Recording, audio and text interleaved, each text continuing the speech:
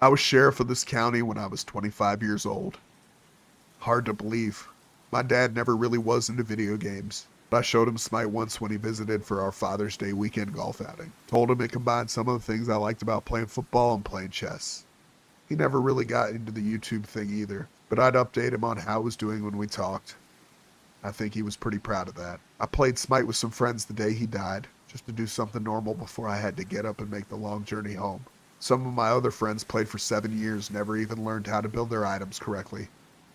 A lot of folks find that hard to believe. Turnip Blue 62 never even bought boots. That's the older Blue. Dr. Janitor never played anything that was meta. I love playing this game with my friends, never missed a chance to do so. There was this team I sent back to the fountain on Zeus. My ult, mine detonate. Papers said one of the enemy players made a good play and killed me, but there was nothing good about it. Guy spam laughed after catching me already low health. Said if given the opportunity, he'd spam laugh again. Said he knew he was going to requeue for another game immediately after. Be there in about 15 minutes. I don't even know what to make of that. The things they're talking about with Smite 2 now, it's hard to even take its measure. It's not that I'm afraid of it. I always knew Hi-Rez would have to update and do something new to build the player base. But I don't want to push my chips forward and go out and meet something I don't understand. A man would have to put his soul at hazard. He'd have to say, okay, I'll be a part of this world. I played 9 years of Smite, 9,508 games, 4,042 hours of just match time. I have only made one short for Smite. The quick hits for Smite 2 are, it was announced on the opening day of the Smite World Championships. It aims to be a better, more improved version of Smite. It will eventually have the entirety of Smite's current god roster, albeit with some new additions. Skins and cosmetics released over the last 10 years aren't coming to the new game. Servers for Smite 1 will not shut down for the foreseeable future, and you can currently apply for the alpha for Smite 2, which will launch this spring. Hi-Rez Studios is based out of Alpharetta, Georgia, and their home office is legitimately 3 to 5 minutes away from the home I grew up in, which I always thought was a neat little factoid. And while the MOBA Smite has captured a niche as the only real third-person MOBA available on console and PC, it's definitely had highs and lows when it comes to player count. So much so that the ranked matchmaking had to combine PC and console players. Not to mention, as a 10-year-old game, it has its own limitations just based off the hardware it was made on. New gods always meant new bugs for the developers to iron out. But in the past, a sequel to Smite had been written off as something that just wasn't feasible by the developers. But now it's coming. And I'm both excited and nervous. Through all the fads in gaming over the last 9 years, Smite was the one game me and my friends kept coming back to. I've played with friends that weren't married, that have families now. We've played after great losses in our personal lives and great triumphs. It was a fun game, but more so than that, it was the game that allowed me to stay in touch with my friends after everyone grew up and moved. I guess what I'm trying to say is this game has a personal hold on me, and I care about where it's headed. I'm excited because every new year, Smite brings changes that older and newer players get to learn at the same time. And Smite 2 seems to promise a lot of new, while also promising to improve the core gameplay.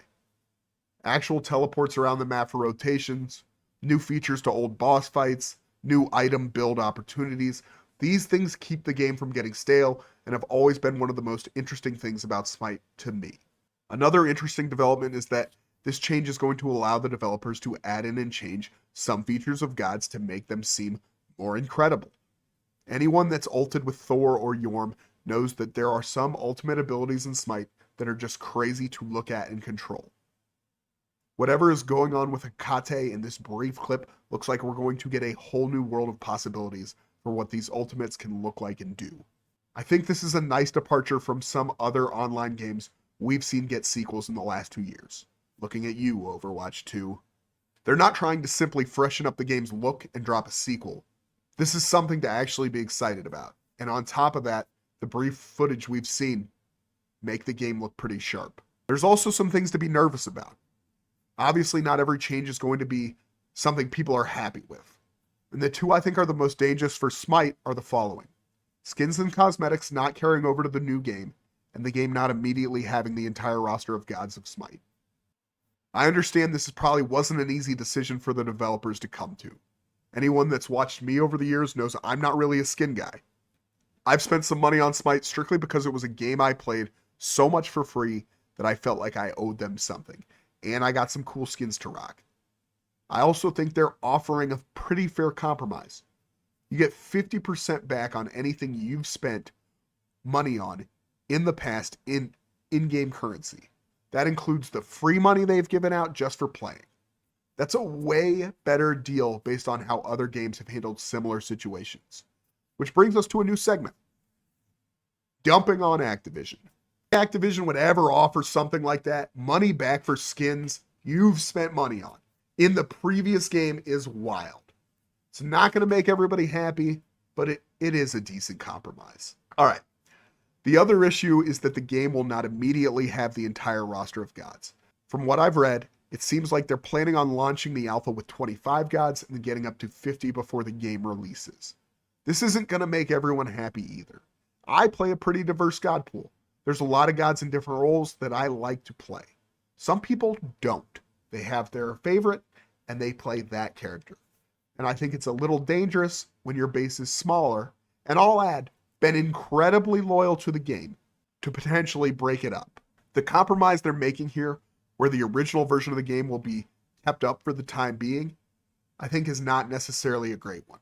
Obviously, the goal of a new game is to bring in a new audience, which Smite needs. But if that new audience isn't as big as they think it will be, Smite could be in a weird spot where the small player base is split even more.